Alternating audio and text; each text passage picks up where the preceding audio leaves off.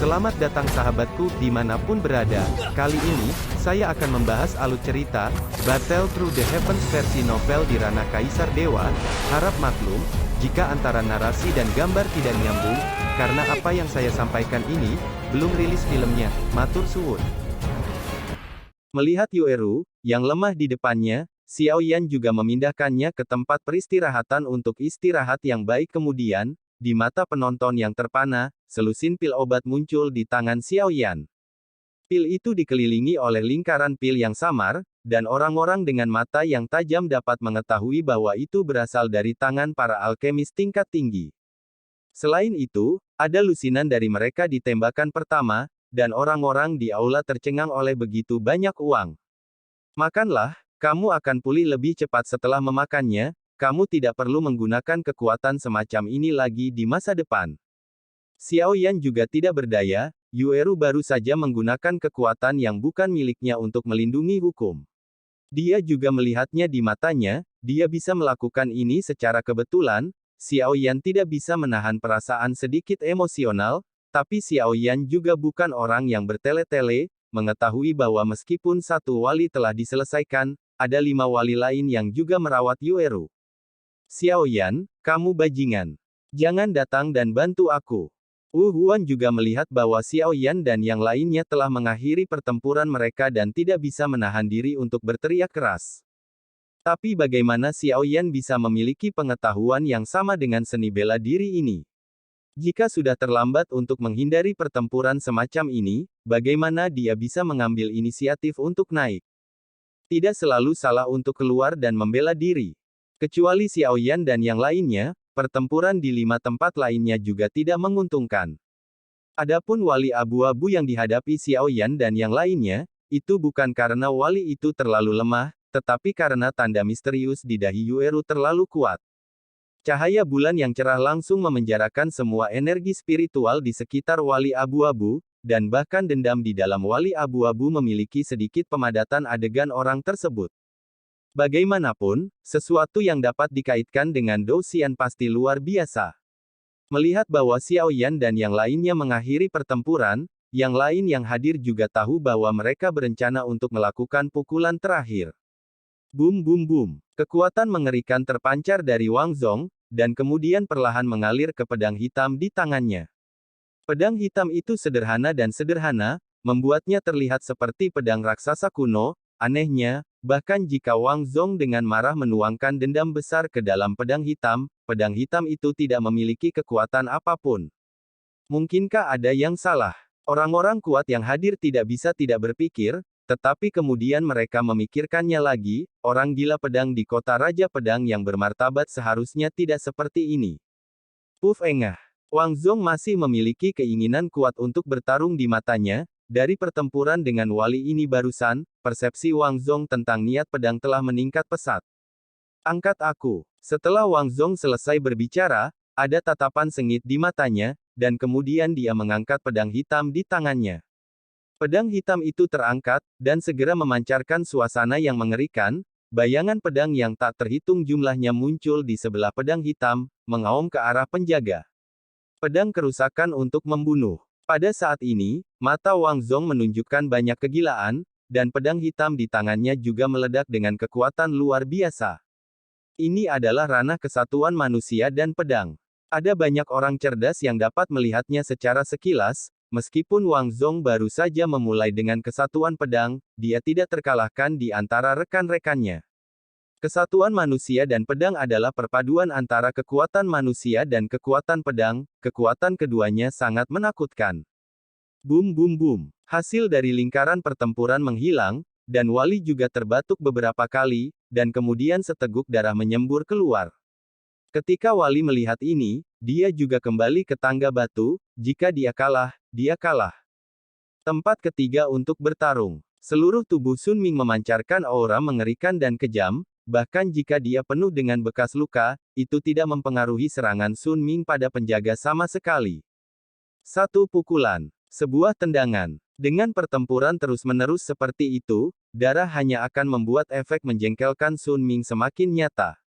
Tidak peduli seberapa kuat serangan penjaga itu, Sun Ming juga menggunakan tubuhnya untuk melawannya, dan kekuatannya terus meningkat saat dia terluka lagi dan lagi. Puf engah. The Guardian juga dikalahkan dalam pertempuran-pertempuran seumur hidup Sun Ming. Penjaga ketiga, kembali ke tangga batu.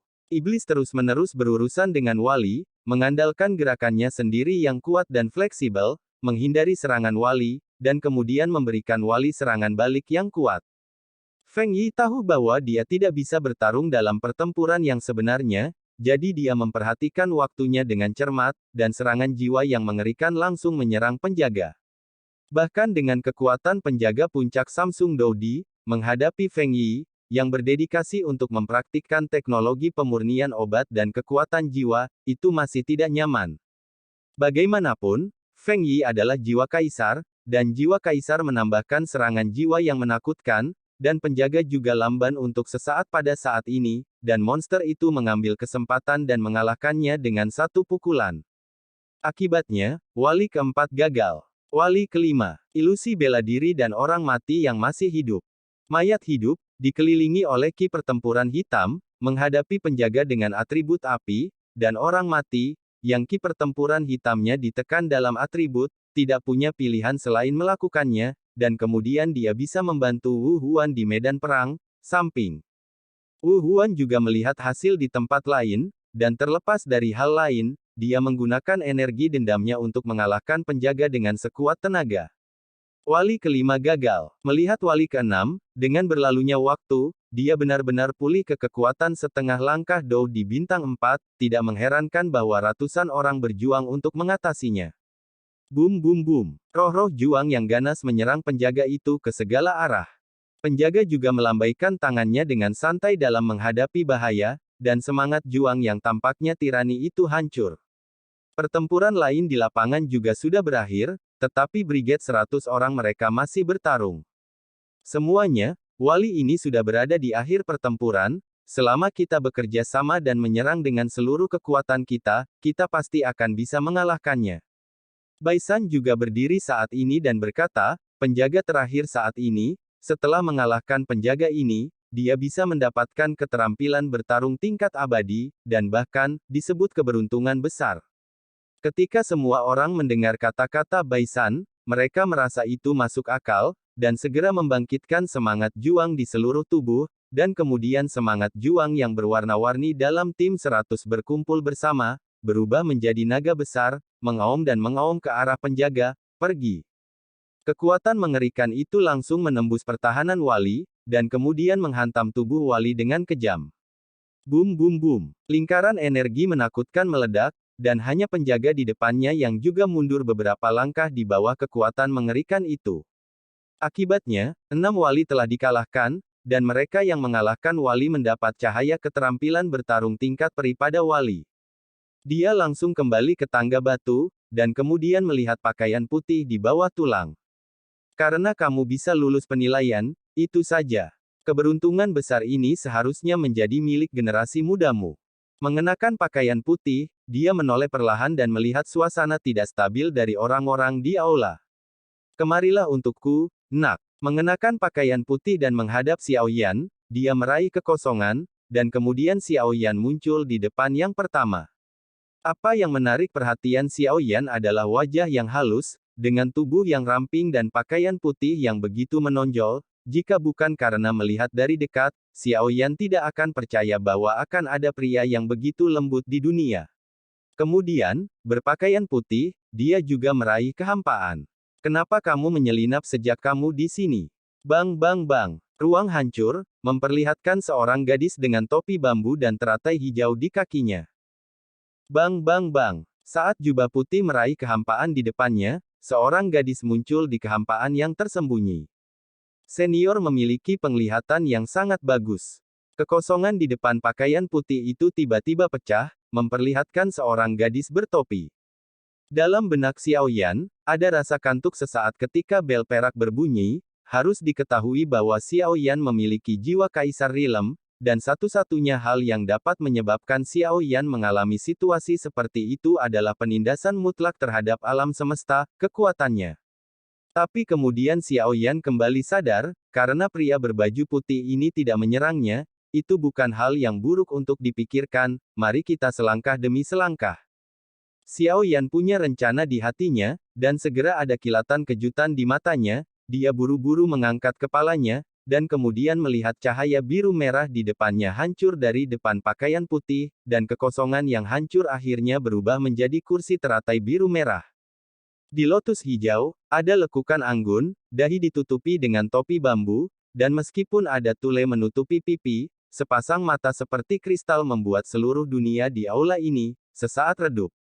Wanita itu mengenakan rok Konfusianisme berwarna terang, alisnya seperti bulu hijau, otot-ototnya seperti salju putih, pinggangnya seperti seikat kerudung polos, dan pipinya yang tertutup kain tule penuh harapan, dan seluruh tubuhnya, tubuh memancarkan kekuatan suci, yang membuat orang merasa sedikit, suasana elegan, seolah-olah dunia dibayangi olehnya.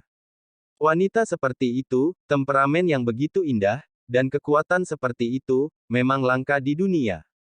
Seluruh aula, yang sedikit bising, juga menjadi sunyi pada saat ini, meskipun pipi wanita itu ditutupi oleh topi tule, garis yang menjulang dari celah topi itu memperlihatkan lengkungan pipi yang hampir sempurna, benangnya, sehingga semua orang yang hadir tidak sabar untuk merobek tule di bawah topi bambu, dan melihat penampilan memukau yang cukup membuat Bai Hua merasa sedih.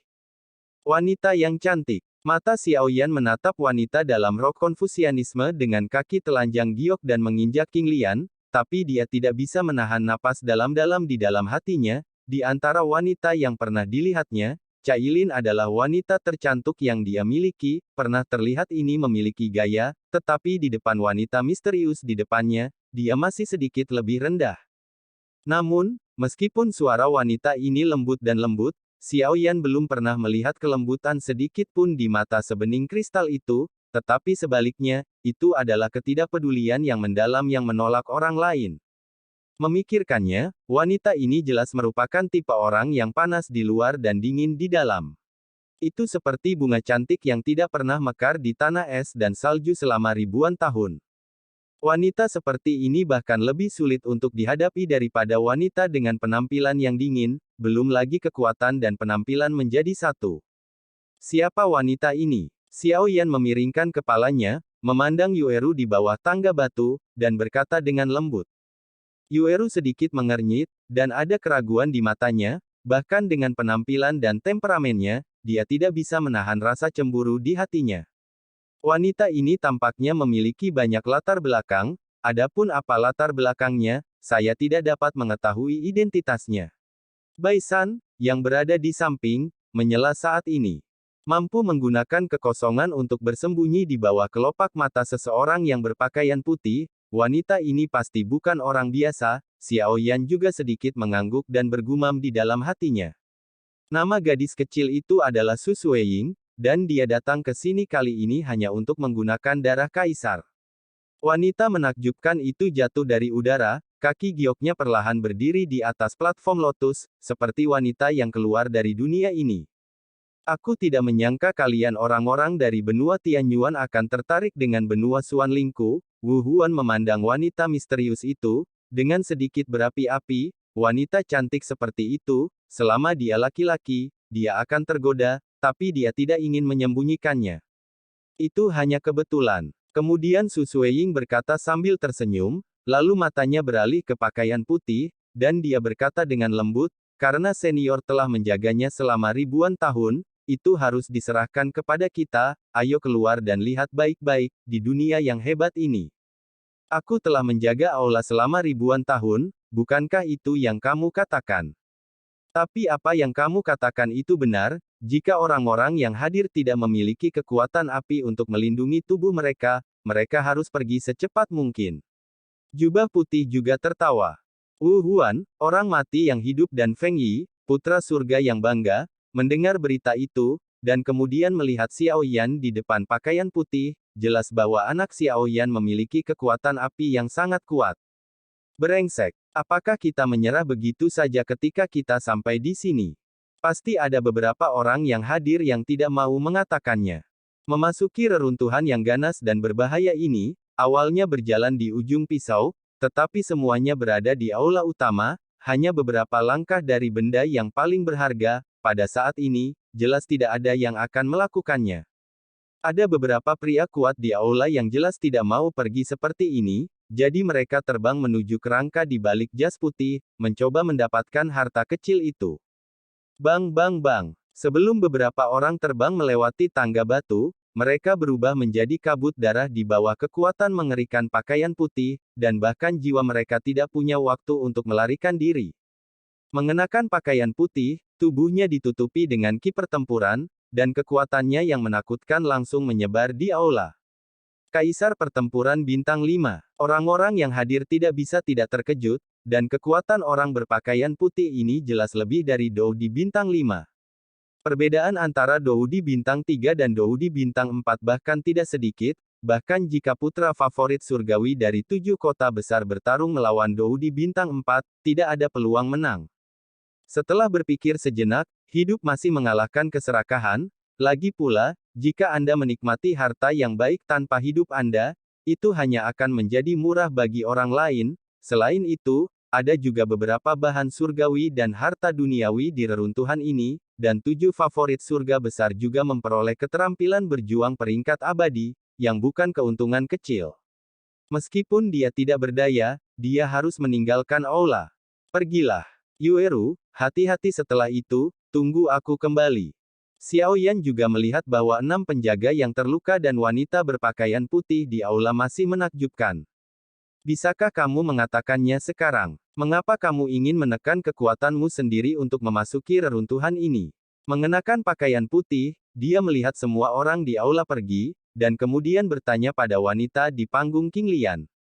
Karena ini, wanita King Lian mengangkat tangan gioknya sedikit, dan tanda sederhana muncul di tangannya, dan kemudian terbang menuju pakaian putih. Pada saat token sederhana muncul, murid dari 6 penjaga di bawah tangga batu menyusut dengan kencang.